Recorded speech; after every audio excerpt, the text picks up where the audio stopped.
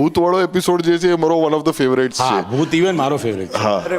અને એ તમે ડિરેક્ટ કરેલો ને? હા ભૂતના લગભગ 17 એપિસોડ હતા. અને મજા એ આવી કે જ્યારે ભૂતની સ્ક્રિપ્ટ આવી અને જ્યારે પહેલો સીન હતો મારો જે મેં શૂટ કર્યો તો આજેનો પહેલો સીન છે મેં કીધું પણ એને એકદમ બ્યુટીફુલ બનાવજો. જરા બી એને ઓલા કાળા દાંત ને અમારું ચેનલમાં ફૂટેજ જાય ઓલું નેક્સ્ટ ડેનું પ્રોમો બનાવવા માટે. ચેનલથી ફોન આવ્યો કે તમે એને કોઈ ગેટઅપ ના આપ્યો કંઈ ભૂત જેવી. મેં કીધું ના આ કંઈક જુદું કરીએ ને મેં કીધું. અને ધીરે ત્યારે અમારી ટીઆરપી ચાલતી હતી 3.1 3.2 તારક મહેતા. ભૂતનીના એપિસોડ શરૂ થયા અને અમારી ટીઆરપી જે ચાલી 17 એપિસોડ બધી 5.1 પહોંચી ગયેલી. વાહ, જોરદાર. એટલે રેકોર્ડ થઈ ગયેલો. ક્યાં વાત. ટીઆરપી બી સરાઉન્ડ સાઉન્ડમાં વાગ્યા 5.1 માં.